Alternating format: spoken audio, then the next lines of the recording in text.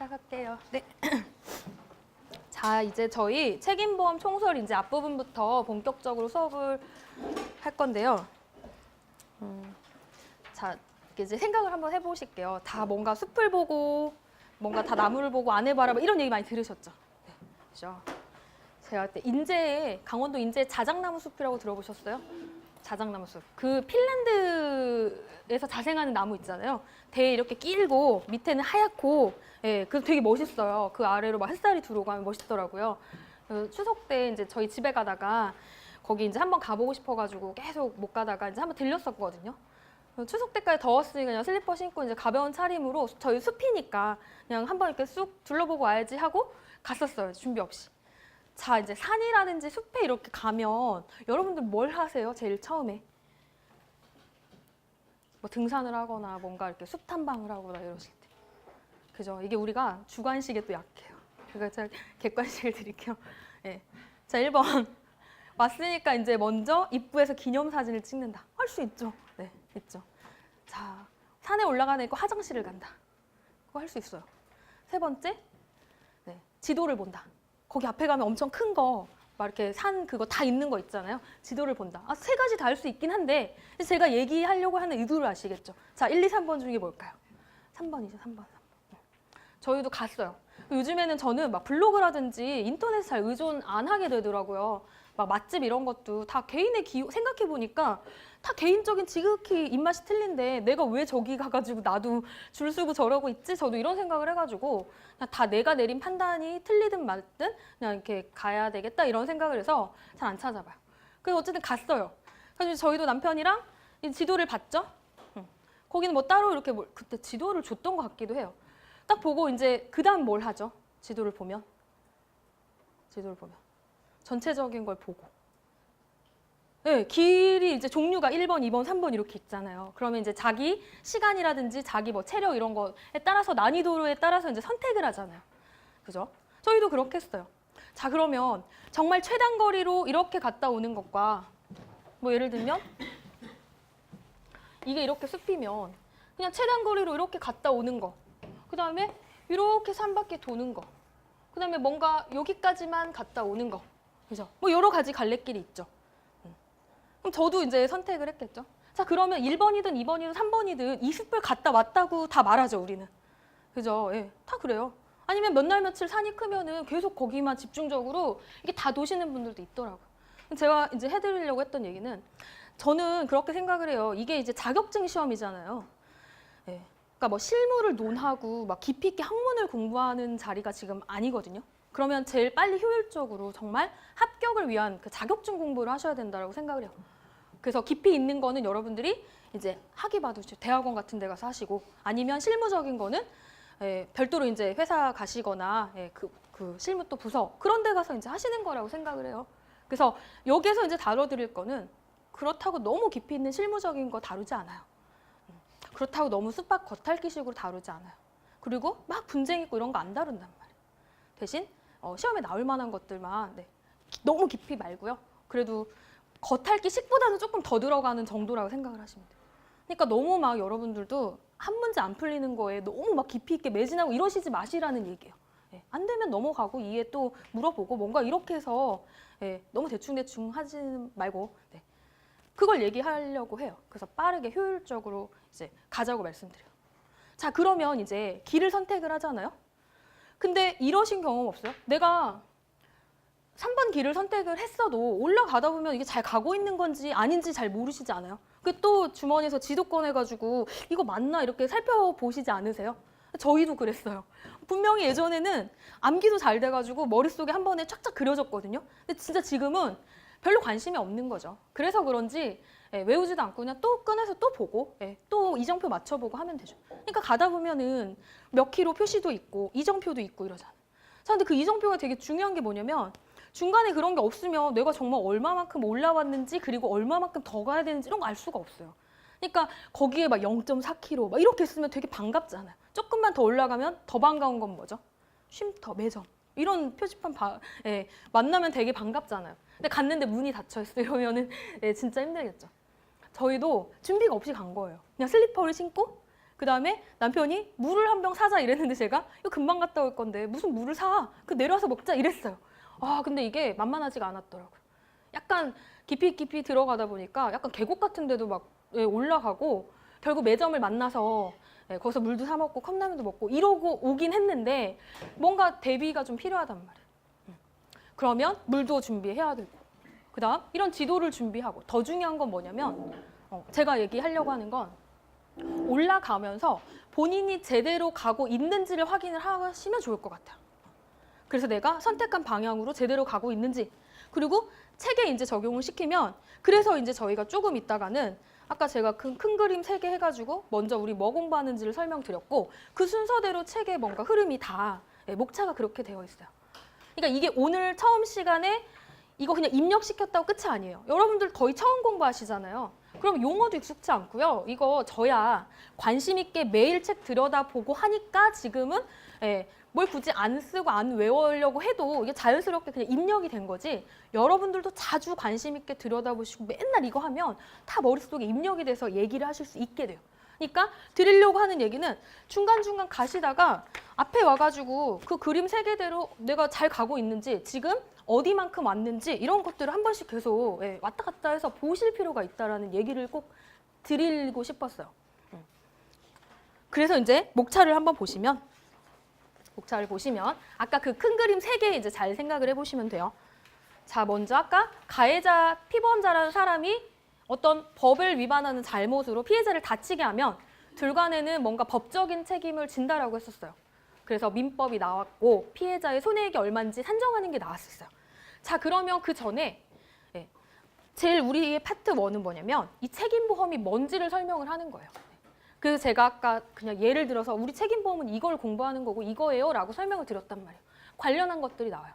그래서 이 파트 1은 책임보험 기초 이론이고 이 배상 책임이 뭔지, 뭐 리스크, 그 다음에 뭐 사고의 위험 같은 것들을 간단하게 설명드릴 거라서 이 파트는 뭘 달달 외우시고 하는 파트가 아니에요. 정말 이해에 주력하시는 파트예요. 그리고 제가 필요하면 이런 거 정도는 외우세요라고 말씀을 드릴 거예요. 그래서 쭉 보시면 뒤에서 결국은 자세하게 배울 것들을 이 파트 1에서 그냥 맛보기 하신다라고 생각하시면 돼요. 방향 잡는다 생각하시면 돼요. 그럼 이제 중요한 건 이제 파트 2겠죠. 자, 그러면 그 큰 그림 3개에서 밑에 피해자랑 가해자 얘기하는 거. 아까 법률상 책임진다라고 했잖아요. 민법 주로. 네. 그러면 보시면 불법행위란 건 뭔지 이런 거 기본 이론들 배우고 그 다음에 이 피보험자한테 어떤 경우 법률상으로 손해배상 책임이 발생하는지 원인을 살펴보는 거예요. 그럼 주로 내용은 민법일 거고 그 다음 아까 말씀드렸던 기타 특별법 같은 것들이 조금 내용이 나올 거예요. 자, 그러면 거기에서 피보험자가 이런 법을 위반해서 책임지게 되면 피해자한테 돈으로 배상해줘야 된다고 했잖아요. 그러면 피해자의 손해액을 산정해야 된다고 했었어요. 자, 그러면 3장은 손해배상액을 산정하는 게 나와요. 자, 아까 통상의 손해란 뭔지, 위자료는 어떻게 산정하는지 이런 것들 보는 거예요. 자, 그거 끝나면 돈으로 배상해준다라고 했었죠. 자, 그러면 피보험자가 자기가 가입한 회사에다가 보험금 청구한다라고 했었어요. 약관을 봐야 되겠죠, 약관. 그러면 파트 3은 이제 약관이 나와요. 배상책임보험 약관. 자, 그런데 그 피보험자가 마트 경영자일 수도 있고 뭐 의사일 수도 있고 다양하죠, 사업주들. 그러면 관련한 그 배상책임보험들이 쭉 이렇게 나올 거란 말이에요, 약관들이. 그 안에는 뭐 일반적으로 영업을 하는 사람들이 가입하는 영업배책도 있고 그다음 아까 법에서 강조하는 의무배책도 있고 그리고 이제 더 들어가면 뭐 의사배책, 뭐 생산물배책 많이 들어보셨을 그런 약관들이 이제 쭉 나와요. 그리고 개인이 뭐 일상생활 하다가 남 다치게 했을 때 지는 뭐 이런 개인적인 배상 책임 이런 것들도 다 배워요. 전부 다 약관 배우시는 거고요. 약관 배우시면서 보상하는 거, 보상하지 않는 것만 외우는 게 아니라 관련된 것들 뭐 이제 약술을 쓰셔야 되니까 약술들은 다 뭔가 기본 개념, 이론 이런 데서 나오잖아요. 그런 것들 같이 학습하고 넘어가는 거예요. 자, 그럼 요거 하나 끝났어요. 그럼 요거는 배상책임보험 파트가 마무리가 돼요. 그럼 그 큰 그림 3개를 우리가 다 공부하시는 거예요. 자, 그러면 이제 남은 거는 근제보험이었고 근제보험이 특별했던 거는 피해자가 아까 일반 배상 책임에선 불특정 다수였지만 근제에서는 한 명으로 한정된다는 거잖아요. 근로자로. 그러니까 더 범위가 더 좁아져요. 그러면 똑같이 근로자의 손해액도 이미 앞에서 다 산정했잖아요. 그대로 가져오는 거예요. 그러니까 이미 앞에서 학습하신 게 굉장히 중요하단 말이에요. 그리고 사업주가 지게 되는 법적 책임 앞에서 이미 다 민법 다 학습하고 오셨어요. 그러면 남는 거 몇 개 되지 않는단 말이에요. 그러니까 약관만 외워주시면 돼요. 거기에다가 이제 근로자니까 이 근로자들을 근로계약 규율하는 법들이 좀 나와요. 뭐 근로기준법, 산재법 이런 내용들만 이해해 주시면 돼요. 그리고 그 법을 이해하고 외워주시면 그 법에 나와 있는 걸 그대로 보험 약관에서 갖다 쓰고 있어요. 그러니까 각각 따로 뭘 공부하시는 게 아니에요. 법을 공부하시면 약관이 그대로니까 공부하실 게 훨씬 더 줄어요. 그래서 분량도 그렇게 많지 않아요. 그리고 이 파트에서도 약수를 뭔가 쓰셔야 되니까 뭐 근로자가 뭔지, 뭐 근로계약이 뭔지 막 이런 것들 나와요. 업무상 재해가 뭔지. 그리고 더 약술 범위가 더 적어요. 네. 앞에 일반 배상책임 파트보다 근제보험 파트는 더 공부할 범위가 적으니까 일단은 앞부분 근제는 잊어버리시고 앞에 이제 배상책임보험 파트 이해하시고 뭔가 이렇게 계산하시고 하는 거에 주력하셨으면 좋겠어요. 자, 그러면 그게 끝나면 어떻게 되죠? 보험회사에서 보험금 준다라고 했잖아요. 그럼 최종적으로 문제로 이제 만들어 보는 거예요. 그래서 파트 5에는 여러 연습 문제들이 나와요. 제가 사고 상황을 다 규정을 하고 그럼 여러분들은 결국에는 이제 묻는 문제. 지급보험금이 얼마냐?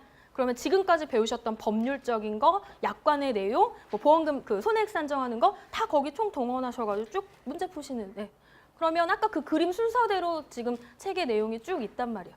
그러니까 계속 공부를 하시면서 그 머릿속에 그 그림을 그리시고 책 순서도 그렇게 돼 가고 있으니까 아 내가 지금 어디쯤 공부하고 있다 이런 것들 잘 기억하셔가지고 따라오시면 돼요. 그다음에 마지막에 이제 기출문제 같은 것들 넣어드렸고 지금부터 막 기출문제 풀고 하고 싶잖아요. 앞에 재미없고 특히 또 유해생분들 이러시면 하지 마세요. 풀 필요 없어요. 이게 기본이 다 되시고 나중에 충분히 풀 시간이 있기 때문에 궁금하셔도 그냥 풀지 않으시는 게 좋을 것 같아요. 그게 다 되시면 진짜로 본인의 실력을 점검하시고 할 때 해보시는 거예요. 그 다음에 이제 강의 때 이제 쓸 이제 부록 같은 것들 약관은 제가 그냥 다 뺐고 분량만 많이 차지해서 필요한 것들만 몇 가지 넣어드렸고 이제 강의 시간 때 제가 말씀드릴게요. 쓸 것들. 자 그러면 앞부분 이제 1장 책임보험 총설 부분을 조금 볼게요. 책임보험 총설. 제가 여자들은 다 아실 거예요. 정말 다이어트에 또 실패를 했어요. 이게 원래 제가 찍은 이 동영상을 제가 안 봐요. 근데 이제 궁금하잖아요. 그래가지고 한번 봤어요. 진짜 살이 너무 많이 찐 거예요. 그래가지고 이거는 진짜 볼 수가 없다 그래가지고 그 이후로 보지 않거든요. 그래서 다음 이제 강의 때는 좀 살을 더 빼가지고 날씬하게 가야 되겠다 했는데 이게 막 또 스트레스 받고 막 이러다 보니까 또 이게 안 되더라고요. 살이 점점. 그래서 계속 해야 될 것 같아요. 저도 그래서 지금 목표가 있어요. 저는 지금 목표가 이제 여러분들을 내년도에 많이 합격시켜 드리게 제가 이제 최선 다하는 거. 그리고 제 과목이 여러분들을 이제 발목 잡히게 하지 않는 게 이제 제 강의의 굳이 좌우명 모토는 제 과목 때문에 여러분들의 합격에 발목 잡히지 않는 과목이 되자요. 제가 정했어요. 오히려 도와주자. 이런 과목. 그리고 나중에 정말 느끼시겠지만 그 흥미를 느끼시는 분들은 책임근제만 공부를 하고 싶어 해요. 그래서 제가 이제 쭉 같이 공부하신 분들은 제 실력을 안단 말이에요. 답안지 보고. 그러면 공부하지 말라고 이거. 다른 과목 하시라고 이렇게 얘기를 드려요. 그러니까 재미있는 과목, 그리고 고득점을 받을 수 있는 과목, 그리고 꽈락은 안 나올 수 있는 이런 과목이 이제 되도록 하는 게 제 목표니까 잘 따라오시고 그리고 그래서 목표 그거 하나. 그다음에 이제 빨리 학위를 따야 되니까 11, 12월에 이제 열심히 교수님한테 이제 그 논문 디펜스해서 하겠다는 거. 그다음에 세 번째는 살 빼는 거. 그래서 내년에 좀 더 이제 날씬하게 하는 게 제 세 가지 목표예요. 여러분들은 오로지 합격만. 합격만. 자, 이제 그림을 몇 개 보여드릴 거예요. 아까 다 설명드린 건데요. 자, 이제 생각을 해보시는 거예요. 이 왼쪽 그림은 저 공장에서 어떤 매연인지 모르겠는데 매연을 매일 뿜어요. 근데 그 주변에는 집들이, 마을이 있는 거죠. 그러면 그 주민들이 매일 그 연기를 맡겠죠. 그래서 그 마을은 희한하게 폐암 환자가 많은 거예요. 그런 거. 그다음에 오른쪽 그림은 도심이거든요. 공사를 하고 있어요. 막 철근 같은 자재들을 도로에 막 깔아놔요. 그런데 보행인이 지나가다가 물론 본인의 실수도 있겠지만 이 어지럽혀져 있는 자재에 걸려서 넘어져요. 다쳐요. 다리가 골절되고. 여기다 해야지.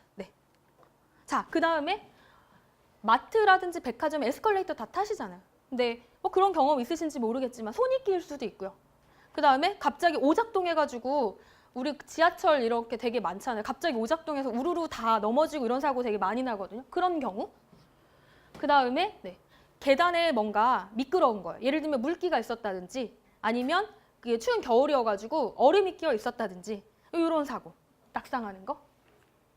자, 간병인의 도움을 받는 거죠. 간병인한테 다들이 얼마를 주고 간병인의 도움을 받는데 간병인이 잠깐 자리를 비운 사이에 환자가 일어나려고 하다가 또 다쳐가지고 또 다리가 골절되고 이런 사고. 자, 지금까지는 다 누군가의 뭔가 그 뭐라 해야 되나 가해자가 다 누구였냐면 뭔가 간병인이 뭔가 문제인 것 같고 공장이 문제였던 것 같고 아까 에스컬레이터를 그 관리하고 있는 뭔가 마트가 문제일 것 같고 다 이러잖아요. 이건 다 영업배상 책임이라고 얘기를 할게요. 다 사업하는 데서 기인하는 리스크 영업배상 책임 보험이라고 할게요. 그러니까 영업은 피보험자는 다 똑같은데 그거를 그냥 가게 운영하는 사람인지 아닌지를 나누는 거예요. 자, 그러면 나머지는 개인이에요. 가해자가 개인인 거예요. 개인의 일상생활 중에 그러니까 내가 자전거를 타고 가다가 내가 휴대전화를 받으려고 하는 사이에 내가 자전거 도로 중앙선을 침범해가지고 마주오던 자전거를 부딪혀가지고 넘어뜨리는 거. 내가 가해자죠. 어쨌든. 따져봐야 되지. 자, 이 친구도 휴대폰만 보고 가다가 앞에 오는 사람이랑 부딪혀가지고 앞 사람이 넘어져서 이빨이 깨지고 하는 거 내가 가해자가 될 수 있죠. 그러니까 기업을 경영하는 사람인 건지 개인인 건지에 따라서 나누면 영업배상 책임보험, 개인배상 책임보험이 돼요. 그래서 아까 책에 잘 보셨으면은 앞부분은 전부 다 영업배책을 얘기하는 거고요. 마지막에 하나가 개인배책에서 뭐 일상생활 배책, 뭐 가족일 배책, 자녀일 배책 요게 나와요. 결론은 배상 책임 다 똑같아요. 네. 자, 그러면 제가 지금 말씀드렸던 이 간병인, 마트, 에스컬레이터 관리하는 사람, 계단 관리 주체 이런 사람들한테 그리고 이 개인한테는 어떤 뭔가 법에 정한 건 아니지만 의무 같은 것들이 있지 않겠어요? 우리가 신호등을 꼭 준수해야 되는 건 뭐 법에 그래서 이제 잘 지키는 것들도 있지만 뭐 양심의 문제 이런 것들도 있고 그리고 항상 내가 자전거를 운전하고 가거나 하면 조심해야 될 의무, 그죠? 그래서 내가 조심해가지고 남을 다치지 않게 해야 될 의무. 그리고 마트의 에스컬레이터를 관리하는 사람은 이게 오작동이 나지 않도록 평소에 정기 점검을 제대로 하고 그리고 마트에 바나나 껍질이 떨어져 있으면 사람이 다칠 수 있기 때문에 보면 주인이 치워야 되고 이래야 될 신의칙상의 어떤 의무가 있단 말이에요. 자, 신의칙이라는 거는 뭐 신의성실의 원칙 이런 거 들어보셨죠? 어디 법에 정한 건 아니에요. 다 개인적인 뭐 이런 양심, 뭐 도의적, 도덕적 이런 것들과 관련이 있단 말이에요. 자, 그러면 지금 이 컷들은 전부 다 아까 매연 공장은 최소한 자기네 공장이 매연을 내뿜으면 매연을 좀 줄일 수 있는 무슨 장치를 한다든지 이런 노력이 필요하고 전부 다 이런 주의를 해야 되는 주의 의무들이 다 필요해요. 자꾸 여기다가. 뭐 이런 사고, 요즘 의료사고 굉장히 많잖아요. 그래서 지난번에 의료사고가 나올 줄 알았어요. 기출에, 약술에, 의료과실. 네. 자, 신장을 이식해야 되는데 간을 이식하고 막 이런 사고들 당연히 의료과실이잖아. 그러면 가해자는 의사가 되는 거고 피해자는 환자가 되는 건데 얘네도 마찬가지로 환자가 진료비를 내고 수술을 하는 거면 당연히 의사는 최선을 다해가지고 주의를 잘 기울여가지고 환자를 완벽하게 신이 아니니까 나아서는 못 돌려주지만 최선을 다해서 수술을 해줘야 될 신의책상의 의무가 있는 거죠. 자, 그러면 그 의무들을 제대로 하지 못하면 과실이 될 수 있는 거고요. 그 과실이 된다라고 하면 우리 아까 얘기했던 그 민법 같은 거에서 보면 이따 배우시겠지만 고의 또는 과실로 인한 위법행위로 다른 사람을 다치게 하면 손해를 배상할 책임이 있다라고요. 자, 그럼 이러한 의무 위반하면 과실이 되는 거고 법에 의하면 과실이 있으면 남한테 손해배상 책임지는 거죠. 그럼 그 손해배상 책임을 금전으로 주는 거라고 했었어요. 네. 자, 그러면 사고가 나지 않도록 주의 의무를 해야 되는데 구체적인 것들로 좀 이렇게 그림을 보면 뭐 이런 것들이 있을 수 있겠죠. 아까 계단이 만약에 얼음이 이렇게 끼어 있으면 거기에 최소 이게 미끄러울 수 있으니까 얼음이 있을 수 있으니까 표지판만 세워두면 저기 뭔가 얼음이 져 있구나라고 우리가 볼 수 있죠. 그다음에 여기도 이제 젖은 거 같은 거 우리 화장실들 지하철에 이렇게 화장실 이용하다 보면 아줌마 이렇게 청소하시면 이런 거 세워놓는단 말이에요. 더 조심하라고 알리는 거죠. 그다음 계단 같은 것들도 보시면 얘는 지금 여기에 걸어 내려가다가 미끄러지지 말라고 뭘 따로 대놨어요. 근데 이런 거 없는데 되게 많아요. 그러면 이런 것들도 마찬가지로 이 계단을 관리하는 건물에서 사람이 다치지 않도록 최선의 노력을 한 거란 말이에요. 이런 것들. 그 다음에 병원에서 이제 몸이 불편하신 분들이 많으니까 화장실에서 넘어지고 다치지 말라고 벽에 손잡이 같은 거 해놓은 것들, 물론 법에 저런 거 정해서 그럴 수도 있지만 이게 신의칙상 다치지 말라고 최선의 방법으로 뭔가 저런 표시를 다 해주는 거란 말이에요. 자, 저런 것을 제대로 했음에도 불구하고 가해자가 책임을 지는 경우도 있어요, 물론. 그런데 일단은 우리가 얘기하는 이제 과실이 있어서 책임지고 이러는 것들은 전부 다 이러한 주의 의무를 소홀히 했다라는, 그래서 법을 위반했다라는 거라고 생각을 하시면 될 것 같아요. 자, 그러면 결과, 피해자들이 다치게 되는 사고가 발생을 한다는 거죠. 아까처럼 계단에서 넘어져서 발목이 골절되는 사고, 발목이 골절을 해서 이렇게 수술을 한 거예요. 발목. 그 다음에 아까 디스크 월미도 척추가 골절됐다고 했잖아요. 척추가 이렇게 네모가 반듯한 모양인데 얘는 여기가 눌려가지고 이렇게 깨진 거예요. 그러면 이런 방법으로 다시 이렇게 수술을 하는 이런 거 있잖아요. 자, 그러면 가해자가 자기의 과실로 다른 사람을 지금 다치게 했죠. 그러면 그 손해를 어디 다쳤고 위자료가 얼마고 몇 살이고 이런 것들을 다 따져서 금전으로 이 사람한테 돈을 주고 자기가 가입한 보험회사에다가 청구해서 받는 게 바로 배상책임보험의 이 구조예요. 요거를 잘 일단 이해를 하셔야 돼요. 그래서 이제 우리가 배울 거는 다 계속 말씀 제가 드리고 있어요. 그러면 그 피보험자가 뭔가 가해자인 것 같아요. 그러면 이 피보험자가 누군지, 아까 사업하는 사람인지 개인인지 다 구별되셨죠. 그다음 그렇다면 손해배상 책임을 지는 근거는 법에 나와 있는 거. 민법, 특별법 이런 거 배우는 거. 그다음 피해자에 대한 손해배상에 아까 척추 다쳐가지고 나이가 몇 살이면 얼마 주고 위자료 얼마 주고 배우면 돼요. 계산하는 거 배우시는 거고. 그래서 최종 돈을 배상해주고 보험회사에 청구했을 때 얼마 받는 건지 요거 배우시는 거예요. 그림으로 다 정리가 돼요. 그래서 꼭 그 세 가지 그림, 법률상 책임, 그다음에 보험회사에 청구해서 돈 받는 거, 약관 검토하는 약관상 책임 이렇게요. 여기다 자꾸 하고 있어요. 그래서 이제 좀 더 구체적으로 더 이제 이해하기 쉬우시라고 제가 이제 표를 구해왔어요. 그려왔어요. 자, 지금까지 발생할 수 있는 생활 속의 리스크. 아까 자동차 운전으로 인한 리스크도 있었고, 우리 마트에서 손님이 다칠 리스크, 그 다음에 월미도 디스코에서 손님이 다칠 리스크, 다양한 이 리스크들이 존재를 하는데 그런 리스크들을 좀 경감시키고 좀 보험회사에 전가시키는 게 굉장히 효율적인 위험관리 수단이 될 수도 있단 말이에요. 이런 내용들 구체적인 건 손사이론 시간에 배우실 거고, 자, 그 리스크들을 좀 이제 제 나름 구분을 해보면 신체, 그러니까 사람이 죽고 다치고 이런 거, 그 다음에 생활에서 내 건물에 불이 나고 뭐 이런 것들, 그 다음에 이제 남한테 내가 남을 다치게 하는 거 이렇게 한번 나눠본 거예요. 자, 그러면 신체는 내가 보험 가입하고 있다가 내가 암에 걸린 거예요. 그러면 내가 평소에 가입해놓은 암보험회사에다가 보험금 청구하시죠. 그거 얘기하는 거고요. 그래서 관련 있는 보험들은 암보험, 종신보험 이런 것들 많잖아요. 그럼 이 파트는 여러분들이 재산보험 과목에서 공부하시는 거예요. 자, 그럼 여기 법이 들어가나요? 법이 들어가지 않아요. 그냥 내가 보험 계약에서 정한 며칠 지나가지고 암에 걸리기만 하면 돈을 주는 거예요. 어떤 계약관계? 보험 계약관계에서. 아까 보험 계약은 약관을 보는 거라고 말씀드렸죠. 그럼 재산보험의 책은 다 약관이에요. 그러니까 사실 거의 책에만 이해하면 걔는 다 암기 과목. 근데 이제 암기할 게 많죠. 그러니까 암기력을 학생분들이 더 잘하시더라고. 그 과목은. 됐죠. 그 다음 화재라든지 도난 붕괴되고 건물에 화재 발생하고 이런 거는 우리의 영역은 아니에요. 왜냐하면 우리는 사람 다친 거 신체를 하는 거니까 얘는 그 재물 손상 그쪽에서 하시는 거예요. 뺐어요. 자, 그럼 이제 나머지는 배상 책임이에요. 아까 산보험은 내가 그냥 혼자 다치는 거, 내가 암에 걸린 거죠. 나 혼자. 그러면 보험회사랑 나만 남아요. 그죠? 근데 배상은 내가 남을 다치게 했을 때 보험 가입해 놓은 거죠. 배상. 그러면 자동차 리스크도 있을 거고 나머지 뭐 그 영업이라든지 이런 개인적인 이런 리스크들이 있을 거잖아요. 자동차는 덩어리가 커가지고 따로 뺐다라고 말씀드렸어요. 그러면 자동차. 아까 우리 구조에 똑같이 들어가잖아요. 자동차 피보험자가 운행하다 다른 사람 다치게 하면 민법이나 자매법에 의해서 책임지는 거죠. 그럼 법이 들어가겠죠? 법 들어가고요. 돈 주면 자기 보험에서 청구해서 받으면 보험계약관계 약관 공부하시는 거예요. 그러니까 자본은 법을 잘 이해하시고 약관에 이제 다 어떻게 보상한지가 나와요. 그거 공부하시는 거예요. 나머지는 다 우리 영역이라고 말씀드렸어요. 그래서 안에 크게는 아까 그림 설명드렸죠. 주로 다 영업배책이고 개인 일상생활에서 지는 책임은 뭐 보험 한 가지밖에 없어요. 그리고 내용 다 똑같아요. 그리고 근로자가 피해자 되는 건 근제보험이에요. 그래서 요거 그리고 신체니까 의학을 공부하셔야 되겠죠. 그래서 이제 네 과목을 공부하시는 거예요. 자, 그러면 우리 여기에 관련된 요 각각들을 지금 다 이제 살펴보려고 해요.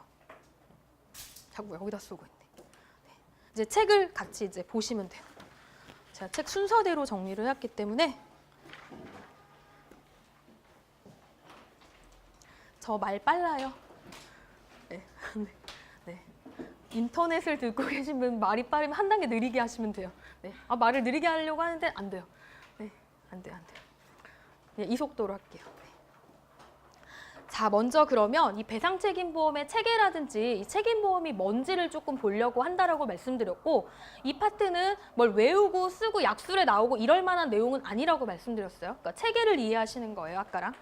자, 먼저 일상생활이라든지 아까 말씀드렸던 경영활동한데 백화점, 마트, 뭐 놀이공원 이런 데서 내가 영업을 하는데 일어날 수 있는 다양한 리스크들이 존재를 한다라고 했었어요. 그걸 바로 배상책임 리스크, 배상책임은 내가 남을 다치게 했을 때 배상해 주는 게 배상책임이라고 했었어요. 그러면 그 위험들 결합하면 배상책임 리스크라고 얘기를 할 수 있고요. 뭐 내용을 좀 보면 네, 타인의 법적 권리를 내가 어떤 위법행위로 침해함으로써 네, 피해자의 생명이라든지 피해자가 가지고 있는 어떤 물건을 다치게 하면 그 손해를 배상할 책임을 얘기해요. 그래서 뭐 그 쓰고 이럴 내용이 아니죠. 그냥 이해하는 거 맞죠? 네.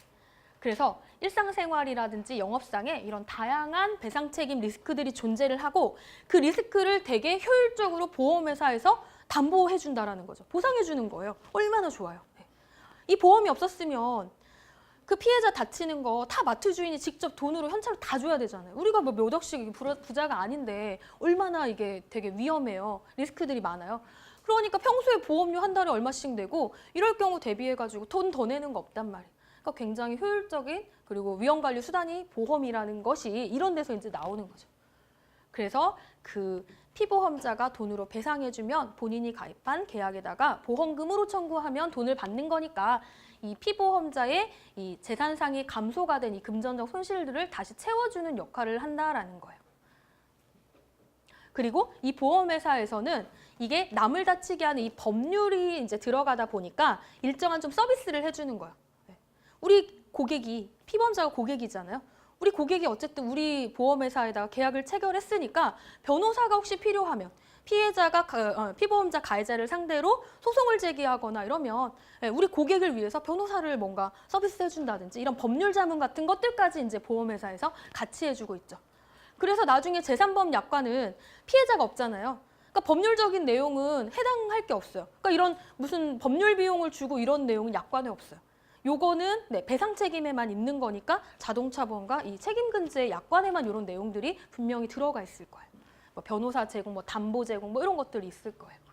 자, 그러면 이런 보험의 기능들이 있을 거예요. 굉장히 원론적인 내용이고 다 거의 뭐 이론 시간에 이렇게 나올 거예요. 자, 보험은 다 나를 위한 거예요. 아까 암보험도 네, 내가 암에 걸리면 치료비 많이 쓰니까 네, 그럴 때 대비해서 들려고 가입하는 거고요. 이 배상책임보험도 마찬가지로 내가 남 다치게 했을 때 돈이 많이 없으니까 예, 보험에다가 가입하면 내가 얼마나 작은 보험료로 예, 큰 어쨌든 뭐 이득까지는 아니지만 네, 위험 관리 수단이 되는 거죠. 그러니까 나를 위한, 피보험자를 위한 기능이 제일 첫 번째예요. 피보험자를 위한 게 제일 첫 번째. 그거를 피보험자의 뭐 자위수단 뭐 이렇게 얘기해요. 그러니까 나를 위한 기능. 네.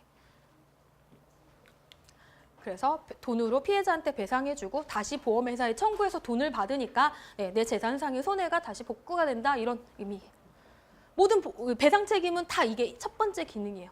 그런데 아까 그 세 개 그림 중에서 오른쪽 거 기억하시죠? 네, 요거. 항상 여기는 저는 여기를 보험회사라고 그리고요. 여기를 피보험자, 가해자거든요. 이 가해자가 보험으로 들어오면 피보험자라는 용어를 쓰는 거예요. 여기는 제3자 피해자 이렇게요. 이렇게 그림을 그릴게요. 그럼 이렇게 배상하면 그죠? 여기다가 두 번째 보험금 청구하는 이거잖아요. 지금 그림이. 그래서 돈 주고 재산상 손해가 감소되니까 다시 복구해서 네, 손해를 커버하는 거 책임보험의 첫 번째 기능. 그런데 이 책임보험에 아까 이쪽에 피해자 보호 기능이 있다라고 말씀드렸잖아요. 최근에 와서 되게 강조되는 거예요. 아까 어떤 이유였냐면 가해자가 돈 안 줬는데 돈 줬다라고 거짓말하고 자기 회사에 청구해가지고 이득 얻어갈 수 있기 때문에 그러면 이 피해자는 돈 한 푼 못 받고 선의 피해자 되는 거잖아요. 이런 것들 예방하기 위해서 상법에서는 이 피해자를 위한 그 제도로, 보호 제도로 직접 청구권 인정하고 있다라고 말씀드렸어요. 그러니까 갈수록 이 사회가 이제 발달되고 하면 이 일반 그 국민들의 그 막 의식 수준이나 이런 게 높아진단 말이에요. 맨날 방송에서 사고 나면 보험은 어때요? 막 이런 거 많이 나온단 말이에요. 그러니까 많이 알고 이러다 보니까 이런 권리의식, 뭐 신장 이런 거 차원에서 이 피해자 보호 이걸 굉장히 신경 쓰고 있어요. 네. 그래서 뭐 원칙은 당연히 피보험자 기능이고요. 자기 보호 기능이고 그다음에 최근에 와서 강조되는 건 전부 다 이 피해자 보호예요. 그래서 약관에는 법에는 이런 피해자 보호 제도의 일환으로 뭐 여러 가지를 두고 있어요. 그 중에 하나가 지금처럼 직접 청구권 이런 제도가 있어요. 그리고 아까처럼 뭐 화재라든지 가스 폭발 이런 거 사고는 자주 안 나지만 한 번 나면 빈도 심도 높은 거. 얼마 전에 종로 화재 났었죠. 제가 거기 고시원에 제가 지방대라고 했잖아요. 이 공부 하기 전에 제가 그때 토익 공부를 하려고 그 종로 3가에 그 YBM 이런 거 있잖아요. 거기에서 가까운 고시원을 얻었었어요. 근데 지금은 이제 사망자들 보니까 뭐 노숙자는 아니고 그 일용직 그분들이라든지 다 나이대가 많으신 분들이 지금 거기 거주하시는데 제가 그때 왔을 때만 해도 학생들도 되게 많았어요. 그 청계천 그쪽에 있거든요. 이름을 어디서 많이 들어본 거예요. 제가 거기를 묵었었던 그때 그게 생각이 나더라고요. 네, 되게 이제 더 낡았겠지만 근데 제 기억으로도 거기는 특이하게 밥도 항상 있고요. 그리고 주인이 좋아서 반찬도 막 주고 있어요. 근데 기사에 반찬 인심이 후하다 이런 내용이 나니까 더 안타깝더라고 뭔가. 네. 그래서 그 한 번 사고가 나면 사람이 많이 죽고 할 수 있는 이런 사고들 아까 제가 보험은 다 임의보험이라고 했잖아요. 내가 필요에 의해서 가입하는 거잖아요. 그러니까 가입을 안 하는 거예요. 내가 사업하는데 설마 우리 고시원이 불이 나? 사람이 죽어? 이런 생각 안 한단 말이에요. 그러면서도 내가 암에 걸릴 거는 엄청 생각해가지고 보험 몇 개씩 들지만 이 배상 책임은 인식 자체가 굉장히 낮아요. 그래서 우리나라가 세계에서 한 전체적으로 7위 정도 되거든요. 세계 보험 시장 중에 굉장히 선진국임에도 불구하고 이렇게 면밀히 이렇게 보면 이 개인적인 보험은 굉장히 준비가 잘 돼 있어서 이미 보험 시장은 수요가 포화됐어요. 근데 이 배상 책임은 인식 자체가 너무 낮고 이러다 보니까 이제 앞으로도 좀 성장할 여력이 더 많이 남아 있는 부분이에요. 그리고 갈수록 이 피해자들 보호 막 이런 것들이 있다 보니까 많이 쓰일 거예요. 그래서 이런 피해자 보호 기능이 있어요.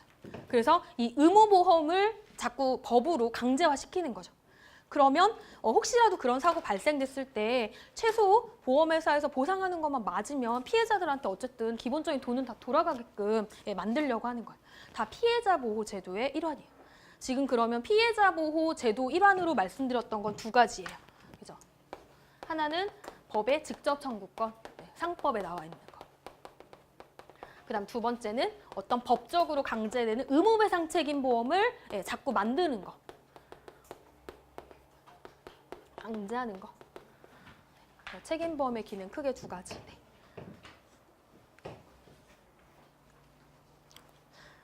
네. 또 나와요. 네, 요 그림 계속 생각하시고 설명드렸으니까 이제 넘어가고. 자, 그러면 이 책임보험을 이 계약이라고 얘기를 하는데 얘를 뭔가 이루고 있는 이제 요소들이 뭔지를 좀 하나씩 살펴보려고 하는데 이 앞부분은 전부 다 손사이론. 보험 계약법과 관련돼 있는 거니까 그냥 이렇게 프리하게 이렇게 들으시면 돼요. 이해만 하시면 돼요. 자, 먼저 이 그림에서 얘기하는 이 보험자는 아까 계약에 의해서 나중에 보상해준다라고 했었죠. 보험금으로 보상해준 이런 책임을 지는 사람을 얘기하고요. 그 다음에 계약자는 제가 안 다뤘어요. 계약자. 계약만 체결하는 사람, 보험료 내는 사람이에요. 우리가 중요한 건 결국 이 피보험자라고 말씀드렸어요. 뭔가 이 피보험자가 잘못을 해서 이 사람이 피를 그냥 피 보는 사람 이렇게 생각하시면 좋아요. 이 사람 피보험자. 그리고 이 피보험자는 손해보험과 생명보험에서 조금 용어의 정의를 달리하고 있는데 우리 책임근제는 생명보험이 아니죠. 손해보험에 들어가 있는 거니까 제가 이렇게 예시만 나눠드렸고 손보를 이제 위주로 보면 이 피보험자는 보험금을 청구해서 받는 사람이라고 생각하시면 돼요. 아까 그랬잖아요. 얘가 돈으로 물어주면 자기가 청구해서 얘가 돈 받는다고 제가 계속 말씀드렸어요. 얘는 보험 수익자예요. 보험금을 지급받는 사람. 금을 받는 사람.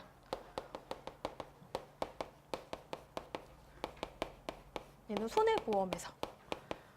네, 이렇게요. 피보험자가 중요해요.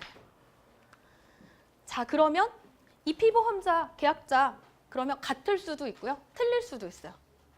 계약자랑 피보험자가 같을 수도 있고 틀릴 수도 있어요. 그런데 주로는 이게 다 영업적인 배상 책임을 거의 지금 우리가 배우고 있다 보니까 뭐 김밥 천국에서 이 보험을 가입하면 상호는 계약자는 김밥 천국, 피보험자도 김밥 천국 주로 이렇게 거의 같게 가입하는 게는 많기는 해요. 그런 게. 그러면 이 사람이 왜 이 보험을 가입하는지 뭔가 목적이 있을 거란 말이에요. 자, 더 쉽게 얘기를 드려보면 이 건물에 이게 내 건물인데 이 건물이 뭔가 자꾸 막 혹시나 이제 이 건물을 소유를 하고 있는데 뭐 전기적인 이유라든지 다른 요인으로 내 건물이 불타가지고 소실될 이런 리스크들을 있을 수 있잖아요. 그런 걸 대비해가지고 화재보험을 가입해요. 네. 우리가 건물이 없어가지고 화재보험을 가입할 일이 우리는 없어요. 네. 네. 근데 집에 아파트 있으신 분은 아파트 화재보험 이런 것들은 전부 다 내 건물이 소실돼가지고 안에 있는 뭐 재산 도구라든지 가전 도구 이런 것들이 불타서 손해를 입는 거를 보험으로 보상해 주는 거예요. 자, 그러면 이 계약의 보험의 목적은 뭐냐면 건물이에요. 건물이죠. 건물이 불타야 뭔가 손해가 생기니까. 그런데 우리가 지금 하려고 하는 이 배상책임보험의 보험의 목적은 뭐냐면 말로 피보험자가 아까처럼 법률상의 책임을 위반해가지고 다른 사람을 다치게 하면 내 손해가 감소되니까 그거를 다시 보험금으로 복구하려고 가입하는 게 보험의 목적이에요. 뭔가 좀 틀리단 말이에요. 딱 단정 지을 수 있지만 얘는 뭔가 말글이 조금 길어져요. 그래서 여러분들도 돌아가시면 제가 지금 이 그림 가지고 계속 말로 피보험자가 어쩌고 막 이러잖아요. 이거를 연습하시면 돼요. 네. 이거를 잘 이해하시면 정말 이 공부의 반은 먹고 들어가요. 그래서 우리의 보험의 목적은 자꾸 제가 여기다 쓰고 있는데 보험의 목적은 일반 손해보험과는 조금 특이한 면이 있다. 그리고 그 과정을 조금 더 이제 세부적으로 이제 분석을 해보면 내가 어떤 사고를 일으키는 책임을 원인을 제공을 하는 거예요. 그러면 사고를 발생을 시키고 그리고 피해자가 다쳐가지고 내가 그 손해를 발견하게 되는 과정. 그리고 이 피해자가 치료를 다 받고 나한테 배상 청구를 하게 되는 과정. 그럼 내가 그걸 확인해가지고 돈으로 지급하는 과정. 그리고 그게 끝나면 내가 다시 보험회사에다가 청구해가지고 조사를 거쳐서 돈까지 지급받는 과정. 이게 되게 세부적이란 말이에요. 아까 얘랑 좀 틀려요, 화재보험. 그래서 이런 세부적인 과정들을 거치다 보니까 이러한 배상책임 보험에서는 이 사고가 대체 어느 과정에서 뭔가 확정된 거를 이 보험 사고로 볼 것인지 그리고 뭐 약을 예를 들면 약국에서 내가 뭐 어디 몸이 안 좋아서 약을 뭐 한 달치 이렇게 처방을 받아요. 그러면 매일매일 먹는 약이잖아요. 첫 번째 먹은 약 때문에 부작용이 난 건지 아니면 계속 먹은 약 때문에 부작용이 난 건지 20일째 먹은 약 때문에 부작용이 난 건지 그러면 그거를 각각 한 번 사고 두 번 사고 세 번 사고로 볼지 아니면 원인이 같으면 한 사고로 볼지 뭐 이런 또 의견들이 학자들마다 나뉘는 거예요. 그러니까 이런 것들은 다 이론에 나오는 얘기인 거예요. 학설. 그러니까 우리는 2차 과목 전문 과목이니까 얘를 막 시험 문제 내고 이러진 않아요. 네. 그래서 크게 구별을 해보면 제3자, 피해자가 손해를 입은 사고가 발생한 때를 이 보험 사고로 보겠다라고 하는 손해사고설.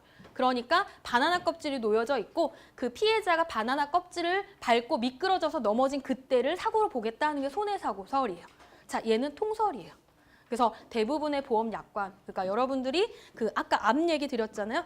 내가 암에 걸리면 돈을 주는, 암에 걸린 진단이 확정된 때 돈을 주는 거 다 손해사고설이라고 보시면 돼요. 그 다음에 이런 것들도 이 피해자가 최종 치료를 다 받고 가해자한테 배상 청구를 할 때 그때를 손해사고로 보자, 보험사고로 보자라고 하는 이 청구사고설로도 볼 수 있어요. 그 다음에 뭐 피보험자의 결국에는 이제 이런 거 다 확인하고 조사해가지고 최종적으로 이 피보험자한테 법률적으로 책임이 있는지 없는지까지 구체적으로 다 따져가지고 확정이 된 때를 사고로 보겠다라고 하는 이런 책임 확정설 뭐 이런 것들도 있대요. 그래서 어쨌든 기억하셔야 될 거는 우리는 기본은 이 손해사고설을 약관에서는 기본으로 채용을 하고 있다라고 생각을 하시면 되고 나중에 의사배상 책임 이런 것들은 좀 예외적으로 이 배상 책임 청구를 받은 시점을 사고로 보는 약관들이 일부 존재해요. 그러니까 기본적인 거, 그다음에 의사배책과 같은 예외적인 게 있을 수도 있어요. 원래 기본이 있으면 항상 예외가 있는 거니까. 되셨어요. 그 다음에 그러면 이제 손의 사고 시점이 언젠지를 이제 보려고 해요. 자, 아무리 생각해도 이 얘가 제일 쉬울 것 같아요. 내가 몸이 아파가지고 약을 계속 처방을 받는데 한 달치를 먹는 사람도 있고 막 1년 내내 그 약을 먹는 사람들도 있어요. 그럼 처음 그 조제 한 날, 두 번째, 세 번째, 네 번째 계속 이렇게 받잖아요. 자, 그러면 이때가 1회 사고, 두 번째 사고, 또 사고 이렇게 볼 건지 아니면 두 번째는 원인만 같으면 내가 어디 몸이 아파가지고 약을 처방받은 그 원인만 같으면 여기서 몇 번 약을 다 조제해가지고 먹어도 이거는 전부 다 한 번으로 보는 건지 이런 의견이 또 나뉠 수 있단 말이에요. 얘는 원인이 같으면 동일하면 몇 회를 불구하고 그냥 1회 사고로 보는 건지 얘는 각각 매 시점이 사고로 보는 건지 뭐가 이런 의견이 있어요. 그러면 우리 보험 약관에서는 어떻게 보상해 주냐면 요걸로. 원인만 동일하면 사고 원인만 동일하면 약을 몇 번 먹든 그거는 그냥 한 번의 사고로 다 봐서 한 번만 보상해 주는 거죠. 한 번만. 자, 이제 이게 유해생분들은 이해하실 수 있을 거예요. 자, 얘를 각각의 사고로 본다라고 하면 무슨 문제가 발생을 하냐면 자, 우리 여기 계약관계 체결하잖아요. 그러면 아까처럼 뭐 한도액 같은 거 정한다라고 했었어요. 보상 한도액. 내가 1억까지만 할지 보험료 그만큼 내고 아니면 2억까지 보상받을지 한도액을 정해요. 자, 그러면 자기부담금이란 것도 정하죠. 주로. 사고 나면은 이 보험 처리 받으려면 이 피보험자가 일부 부담해야 될 돈을 자기부담금이라고 하는데 여기로 따지면 청구할 때마다 사고니까 자기부담금 계속 빼야 돼요. 그죠? 그렇겠죠. 그런데 두 번째로 본다면 이 동일한 원인이 1회의 사고니까 자기부담금 한 번만 빼면 돼요. 좀 더 심하였었어요. 그래서 약관에 보시면 이렇게요. 사고의 수는 손해사고 시점은 뭐 말도 어려워요. 이런 거 안 외우셔도 돼요. 위험설, 결과설 이런 거 안 외우셔도 되고 위험설, 뭔가 과정설 뭐 이런 게 뭐 있을 수 있는데 우리가 채용하고 있는 거 이 과정설이라는 거고 그다음 사고의 수는 동일한 원인설을 취하고 있다라고만 기억하시면 돼요. 그래서 약관을 좀 이게 살펴보니까 이게 배상책임보험의 약관에 1회의 사고의 개념이에요. 정의. 이런 거. 나중에 이런 거 외우시는 거예요. 약관에. 하나의 원인, 사실상 같은 종류의 위험이 뭐 서서히 계속적, 반복적 이게 노출돼요. 그 결과로 발생한 사고로 뭐 피보험자, 피해자 수, 손해배상 청구수 이런 거 상관없이 다 1회로 본대잖아요. 그러니까 원인만 같으면 되죠. 원인만 같으면 한 번의 사고로 본다는 거. 약관에 이렇게 돼 있어요. 그래서 이런 이론들을 이렇게 약관에도 이렇게 적용시킬 수 있어요. 공부를 하실 때 가능한 저처럼 이렇게 하시면 돼요. 이거 다 약관 내용은 이제 그 약관 파트 들어가면 어차피 거기서 세부적으로 공부를 하고 그때 외우시면 돼요. 지금은 이런 거 있고 전체적으로 이해하는 거라고 생각하시면 돼요. 자, 그러면 저희 쉬었다가 할게요. 그냥 시간을 조금 빨리 맞추려고 좀 쉬었다가 뒷파트로 할게요.